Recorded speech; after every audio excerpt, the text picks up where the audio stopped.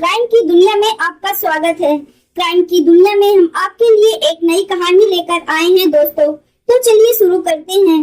15 जून 2024 को बीकानेर शहर में घरसीसर फ्लाईओवर के पास कुछ लोगों की नजर एक ऐसी चीज पर पड़ी जिसने उन सबका ध्यान अपनी ओर खींच लिया।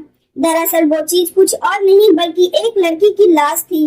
ये लाश उस फ्लाईओवर के नजदीक एक कूड़े के ढेर पर पड़ी थी और देखने से साफ लग रहा था कि इस लड़की का कत्ल कहीं और करने के बाद उसकी लाश को यहाँ लाकर फेंक दिया गया है।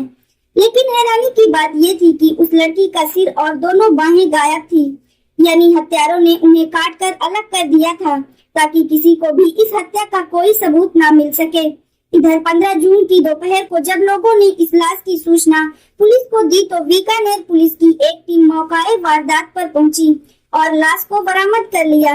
घटना स्थल की बारीकी से जांच करने पर पुलिस को ऐसा कोई भी सुराग नहीं मिला जिससे मरने वाली लड़की की पहचान हो पाती या फिर उसके बारे में कुछ पता चल पाता, क्योंकि लड़की के जिस्म पर सिवाय कपड़ों के और ऐसा कुछ भी नहीं था जिससे उसके बारे में कोई सुराग मिलता, क्योंकि ना तो उसके पास आईडी कार्ड था, ना एटीएम कार्ड और ना ही कोई मोबाइल फोन था।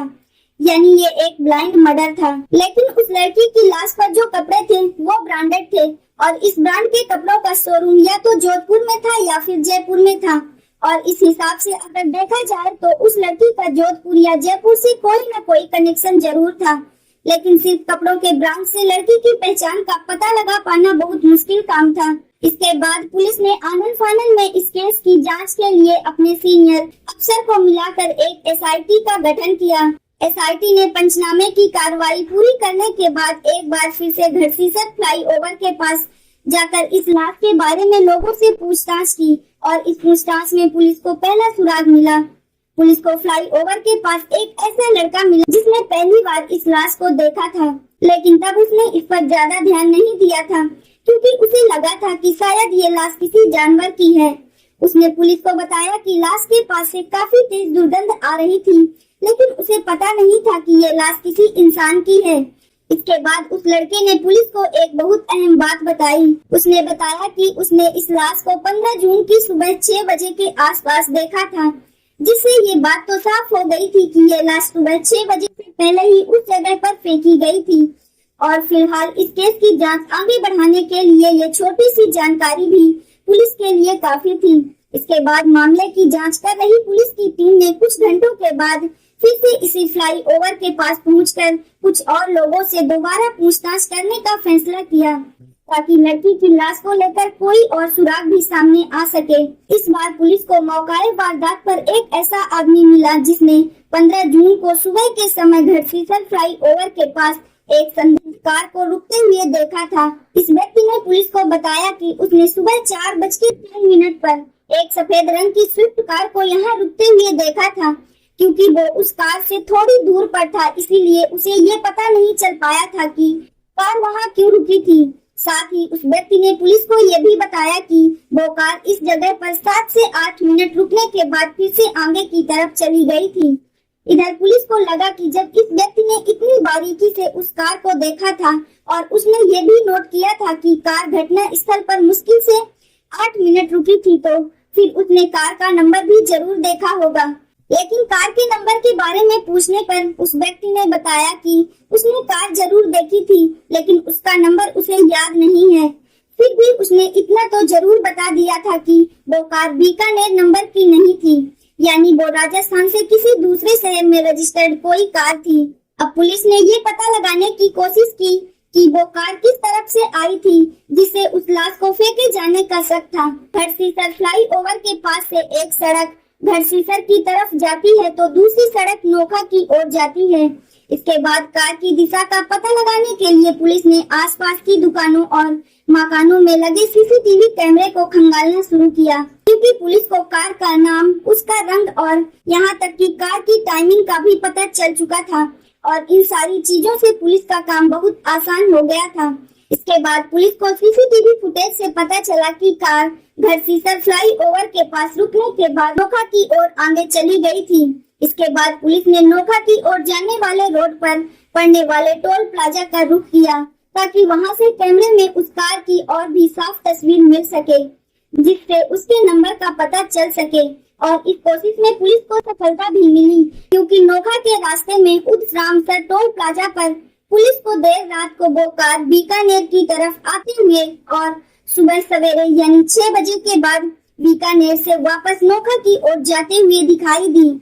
और पुलिस के लिए सबसे अच्छी बात ये थी कि ये तस्वीर बिल्कुल साफ थी, यानी इन तस्वीरों में कार का नंबर भी साफ दिखाई दे रहा था। उस कार का नंबर था RJ19CF7977, यानी अब लाश फेंकने वाली गाड़ी की पहचान हो चुकी थी और अब पुलिस को लग रहा था कि वो जल्द ही गाड़ी चलाने वाले का भी पता लगा लेगी।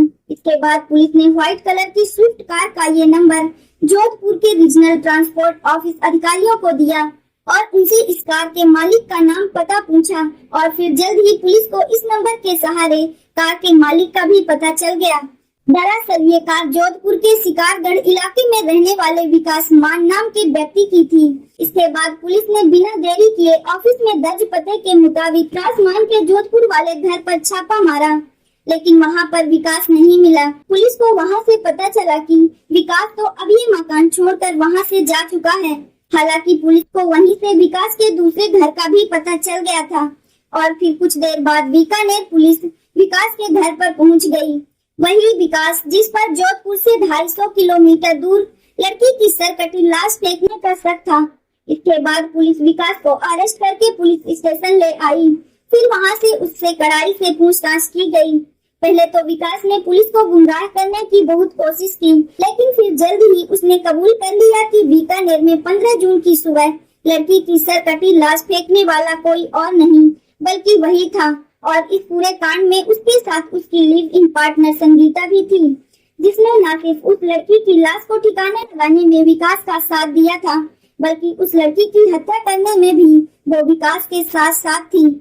लेकिन अब सवाल ये था कि आखिर विकास और संगीता ने जिस लड़की की हत्या की वो लड़की कौन थी और उन दोनों ने उसके लाश की बाकी टुकड़े यानी कटा हुआ सिर और उसकी बांह कहाँ फेंकी थी। और सबसे अहम बात यह थी कि आखिर उन्होंने उस लड़की की हत्या क्यों की है।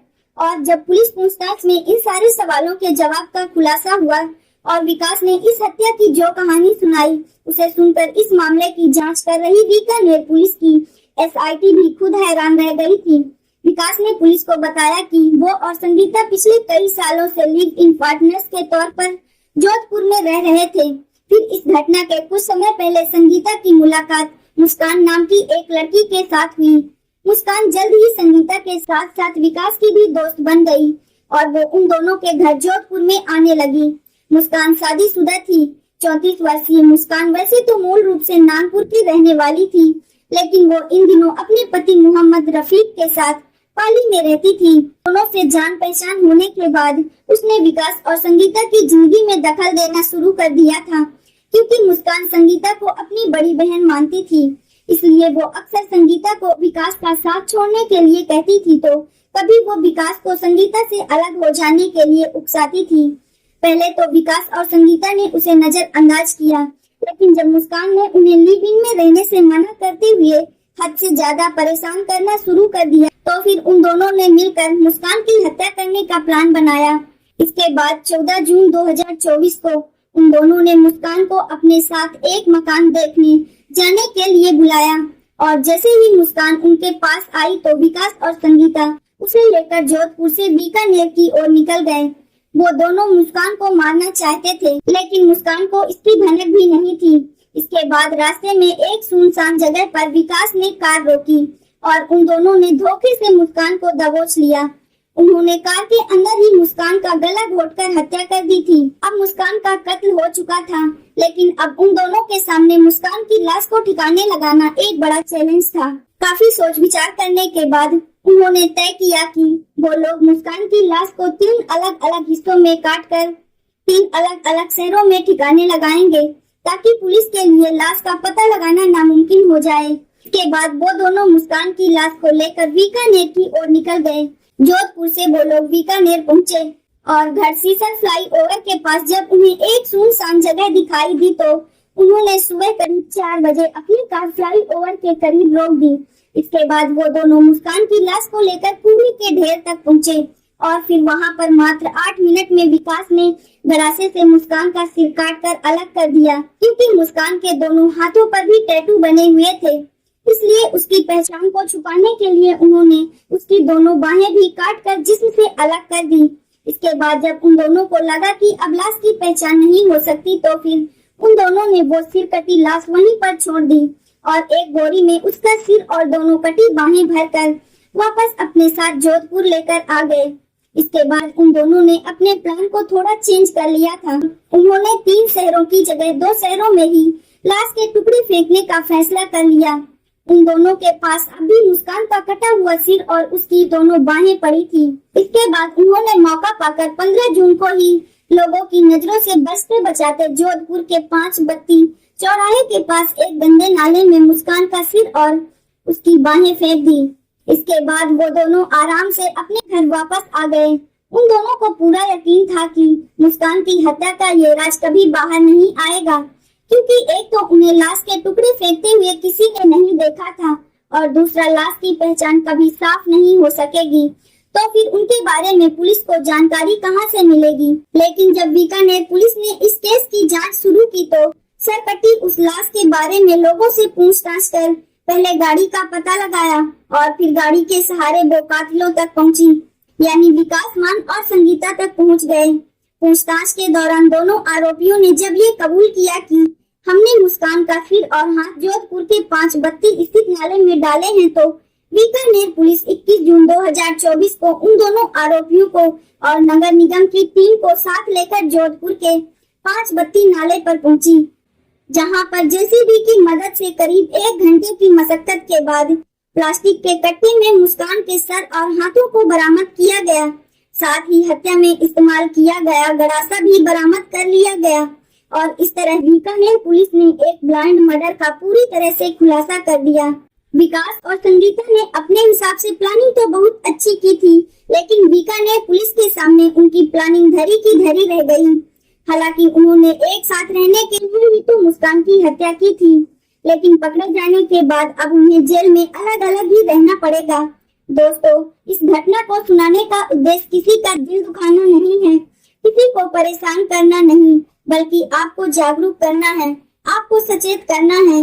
दोस्तों, इस पूरी घटना के बारे में आपकी क्या राय है, कमेंट बॉक्स में जरूर बताएं। और अगर हमारी मेहनत पसंद आई हो तो इस वीडियो को लाइक करते हुए शेयर भी करें।